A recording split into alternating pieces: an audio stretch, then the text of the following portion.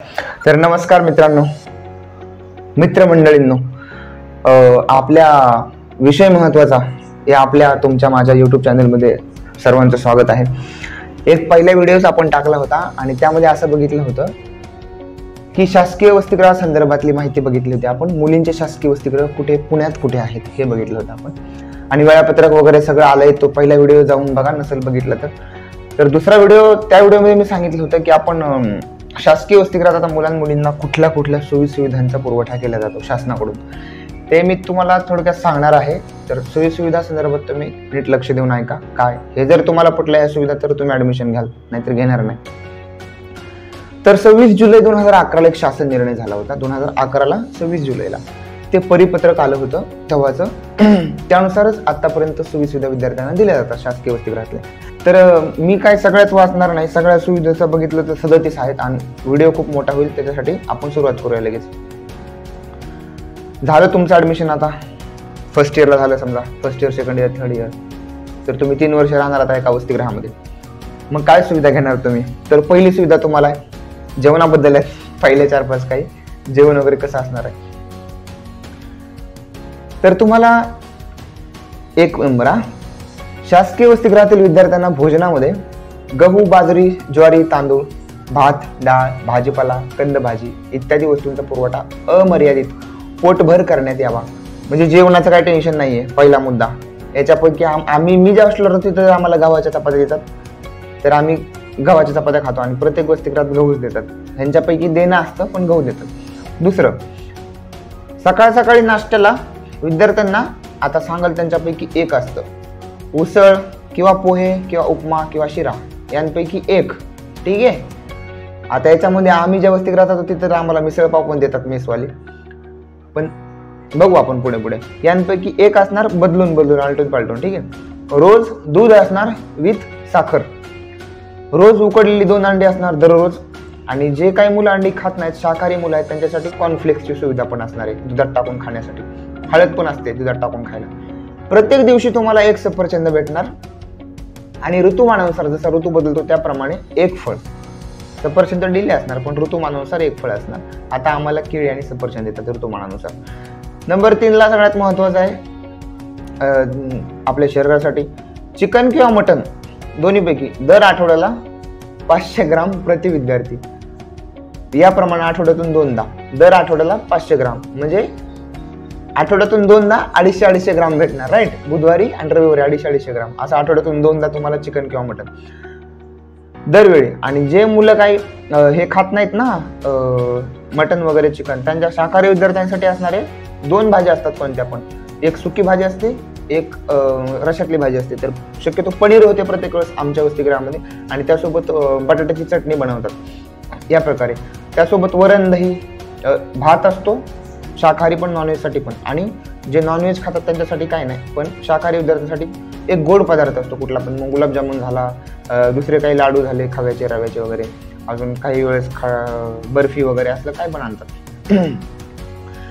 5वं बघा, दररोज जेवणात आवश्यक तेवढं कांदा, लिंबू, लोणचं, पापड तुम्हाला भेटलं पाहिजे. सलाड पण मिळतं आणि 50 ग्राम गावरान तूप मिळतं आठवड्यातून 2 वेळा. आणि आता विशेष म्हणजे तुम्ही विद्यार्थी इथं राहताय तर तुम्हाला इथं राहण्याचा सुद्धा पैसा दिला जातो. म्हणजे दरमहा तुम्हाला तुमची गरज भागवण्यासाठी जे काही असतील शैक्षणिक गरजा त्याच्यासाठी शासनाकडून पैसे दिले जातात. तर दरमहा जर विभाग स्तरावर तुमचं वसतिगृह असेल, विभाग म्हणजे पुण्यासारख्या विभाग स्तरावर, तर तुम्हाला 800 रुपये प्रति विद्यार्थी दर महिन्याला तुमच्या अकाउंटमध्ये भत्ता दिला जातो. तर तुमचं अकाउंट SBIचं असणं आवश्यक आहे आणि ते आधार लिंक असणं आवश्यक आहे. तालुका स्तरावर जर वसतिगृह असेल तर तुम्हाला 600 रुपये भत्ता मिळतो. जिल्हा स्तरावर असेल तर 600 मिळतो, तालुका स्तरावरती 500 मिळतो. आणि मुलींच्या वसतिगृहामध्ये मुलींना हे 3 तर मिळतातच, बट स्वच्छता प्रसाधनासाठी अतिरिक्त 100 रुपये दरमहा त्यांना दिले जातात.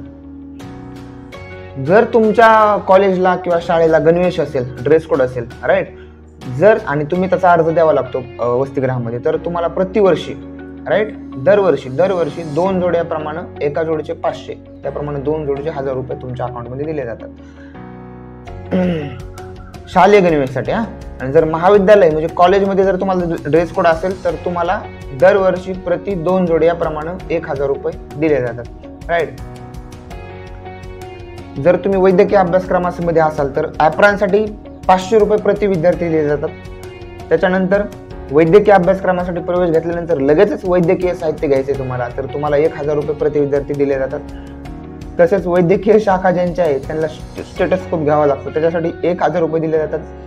व इतर जे काही साहित्य लागतं यासाठी 1000 रुपये दिले जातात. असे 2000 रुपये प्रति विद्यार्थी दरवर्षी दिले जातात वैद्यकीय विद्यार्थ्यांसाठी ते सांगतो.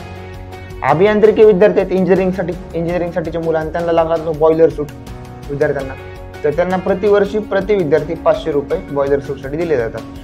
त्याच्यानंतर अभियांत्रिकीचे जे डिप्लोमा आणि पदविकावाले आहेत त्यांना ड्रॉइंग बोर्डसाठी व इतर जे काही साहित्य असतं त्यांना प्रतिवर्षी 2500 रुपये दिले जातात प्रति विद्यार्थी दरवर्षी. तसंच लॅब ॲप्रॉनसाठी पण 500 रुपये दिले जातात प्रति विद्यार्थी दरवर्षी. आता समजा तुम्ही शारीरिक शिक्षण महाविद्यालयात असाल आणि त्याच्यात गणवेश असेल, तुम्हाला असं ना मिलिटरी किंवा दुसरे कुठले महाविद्यालय, तर त्याच्यासाठी तुम्हाला 2 गणवेशासाठी 4000 रुपये प्रति विद्यार्थी प्रतिवर्षी दिले जातात दरवर्षी.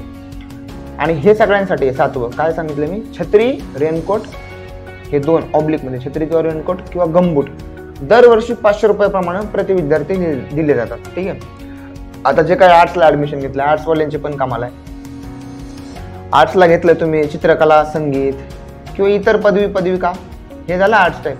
त्याच्यानंतर सायन्समध्ये किंवा वाणिज्य म्हणजे कॉमर्समध्ये असाल तर ह्यांना दरवर्षी 4000 रुपये देण्याचं भाग आहे, भेटतातच. त्याला म्हणतात स्टेशनरी, जे काय आपल्याला आवश्यक साहित्य प्रति वर्षासाठी ती घेण्यासाठी पुस्तक, वह्या, पेन जे काही असेल त्याच्यासाठी 4000 रुपये. तुम्ही BA घ्या, BSc घ्या किंवा BCom घ्या, ठीक आहे, भेटणार तुम्हाला 4000 दरवर्षी भेटणार. आणि जर तुमची शैक्षणिक सहल गेली असेल, शाळेत आहात किंवा महाविद्यालयात आहात, आणि जर तुम्ही प्रिन्सिपलकडून लेटर आणलं की बाबा मी इथं जाऊन आलोय, मला वसतिगृहातून पैसे मिळतात, तर तुम्ही ते लेटर तसं कॉलेजचं वसतिगृहाला द्यायचं. वसतिगृह तुम्हाला त्या सहलीसाठी 2000 रुपये देऊन टाकणार याप्रमाणे सहलीला, ठीक आहे, दरवर्षी. आणि शासकीय वसतिगृहात आपण जे काही विद्यार्थी राहतो त्यांच्यासाठी दरवर्षी कार्यशाळा भरत असते, त्यासाठी 500 रुपये प्रति विद्यार्थी दिले जातात. आणि विशेष म्हणजे प्रोजेक्ट रिपोर्टसाठी जे विद्यार्थी इंजिनिअरिंगचे आहेत किंवा सायन्सचे विद्यार्थी आहेत त्यांच्यासाठी प्रोजेक्ट रिपोर्ट असतात, ते विद्यार्थ्यांना बनवावे लागतात. प्रति प्रकल्पासाठी 1000 रुपये हे पत्र आल्यानंतर कॉलेजचं आपल्याला दिले जातात विद्यार्थ्यांना. आता सगळ्यात महत्त्वाचं म्हणजे विद्यार्थ्यांचं बोर होतात विद्यार्थी, तर त्यांचं स्नेहसंमेलन व्हायला पाहिजे, करमणूक काहीतरी व्हायला पाहिजे ना. तर यासाठी या व्यवस्था करायसाठी साऊंड सिस्टम सहित शासन पैसे देतं, 25,000 देतं दरवर्षी एका वसतिगृहासाठी, राईट. म्हणजे मग तिथं होतात कार्यक्रम वगैरे. आणि प्रत्येक वसतिगृहाला दरवर्षी 10,000 रुपये जे काही खेळाचं साहित्य खरेदी करण्यासाठी शासन देत असतं. आणि ते वसतिगृहाला अनिवार्य असतं की विद्यार्थ्यांना ते खेळाचं साहित्य प्रोव्हाइड करावं. मी ज्या वसतिगृहात आहे तिथं भेटतं. कॅरम आहे, क्रिकेटचं साहित्य आहे, चेस आहे, अजून बॅडमिंटन आहे, अजून व्हॉलीबॉल आहे, भरपूर साहित्य. तसंच विद्यार्थ्यांचं मनोरंजन व्हावं म्हणून तुम्हाला 40 ते 50 इंच स्क्रीनचा टीव्ही घेऊन दिला जातो, कलर टीव्ही एका ठिकाणी लावला जातो वसतिगृहामध्ये, प्रत्येक रूम मध्ये दिला जात नाही, तर तुम्हाला बघता यावा यासाठी. आणि ह्याच्यासाठी शासन वसतिगृहाला दरवर्षी 10,000 रुपये देत असतं, ते बॅलन्सचे वगैरे पैसे. तुमचं प्यायला पाण्याची खूप व्यवस्था केलेली असते, फिल्टर पाणी असतं, ॲक्वागार्ड, वॉटर कूलर देण्यात आलेले असतात, आणि त्याच्यासाठी शासन त्याला पुरवठा करत असतं वसतिगृहाला. आणि विशेष म्हणजे काय असतं, विद्यार्थ्यांना संगणकाचं ज्ञान व्हावं, संगणकाबद्दल अधिकची माहिती व्हावी, यासाठी काय होत असतं, जर एका वसतिगृहामध्ये 100 विद्यार्थ्यांची क्षमता आहे तर 10 विद्यार्थ्यांसाठी एक कॉम्प्युटरचा सेट दिला जातो. म्हणजे एक कॉम्प्युटर 10 विद्यार्थी वापरणार आलटून पालटून. अशाप्रमाणे कॉम्प्युटर 10 विद्यार्थ्यांमध्ये एक मिळत असतं.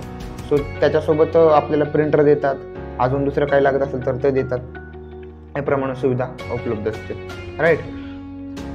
अजून महत्त्वाचं काय राहिलं याच्यामध्ये तुम्हाला सांगायचं राहिलं, 2 वेळा वर्षातून पालक सभा आयोजित केल्या जातात. म्हणजे आपल्याला पालकाला बोलावं लागतं वर्षातून 2 वेळा, आणि त्यासाठी शासनच पैसे देतं वसतिगृहाला 10,000 रुपये, ठीक आहे. आणि विशेष म्हणजे एवढं सगळं भेटतंय म्हटल्यानंतर विद्यार्थ्यांनी अपेक्षित असतं की अभ्यास करावं, काहीतरी वसतिगृहाचा जो काही सक्सेस रेट असतो तो वाढावा, विद्यार्थी मोठ्या मोठ्या पदावर कामगिरी करावा, किंवा इंजिनिअरिंगच्या विद्यार्थ्यांना चांगलं पॅकेज मिळून ते चांगल्या ठिकाणी प्लेसमेंट व्हावी त्यांची, हे अपेक्षित असतं. तर या अपेक्षा ठेवून काय होत असतं की जे आपल्या वसतिगृहाचे वॉर्डन आहेत आपल्याला ती सोडत नाहीत. ते काय करतात, पालक सभा तर होणारच, परंतु आपलं जिथं आपण शिक्षण घेतो तिथं शाळा किंवा कॉलेजात आपल्याला न सांगता जातात, आपली उपस्थिती विचारतात की हा मुलगा येतोय का, काय करतोय, याची मार्कशीट दाखवा, कसं याचं वर्तन आहे इथे, ते विचारतात की हा येतोय की दुसरीकडे फिरतोय कुठे, याप्रमाणे. आणि वसतिगृहामध्ये तुम्हाला आता भरपूर विद्यार्थी असतात जे स्पर्धा परीक्षेसाठी तयारी करत असतात, आपलं शिक्षण करत असताना त्यांना पेपर लागत असतात. लोकसत्ता लागतो MPSC वाल्यांना, कोणाला हिंदू, कोणाला इंडियन एक्सप्रेस, कोणाला टाइम्स ऑफ इंडिया वगैरे. तर अशा प्रकारचे 4-5 पेपर रोज आत येत असतात आणि मासिक पण येत असतात. 5 इंग्रजी पेपर असतात, 5 मराठी पेपर असतात, याप्रमाणे न्यूजपेपर पण येतात. आणि अजून काय, हे तर महत्त्वाचं मी तुम्हाला सांगितलं. आणि इथं तर दिलंय त्यांनी की दर 5 वर्षांनी याच्यात बदल व्हायला पाहिजे, पण आतापर्यंत काय बदल झाले नाही. मित्रांनो, ह्या ज्या काही सुविधा तुम्हाला मिळत आहेत, ह्या सुविधांचा वापर करून शासनाने ज्या दिल्यात, चांगला वापर करून त्याचा आपण काहीतरी जीवनामध्ये यशस्वी होणं आवश्यक असतं. तर ठीक आहे, मी जास्त ज्ञान देत बसणार नाही, तुम्हाला ज्ञान देत बसणार नाही. तर हे होतं, मी तुम्हाला सांगितलं त्याप्रमाणे की एक दिवस हा व्हिडिओ घेऊन येईल. तर तो व्हिडिओ हा आहे. याचं टायटल होतं शासकीय मागासवर्गीय वसतिगृहातील विद्यार्थ्यांना देण्यात येणाऱ्या सोयीसुविधांमध्ये सुधारणा करण्याबाबत 26 जुलै 2011चा GR आहे हा. तर याप्रमाणे हा GR होता. ज्या काही सोयीसुविधा होत्या त्या तुम्ही ऐकल्याच असतील. तर बस एवढं, या व्हिडिओमध्ये बस एवढंच.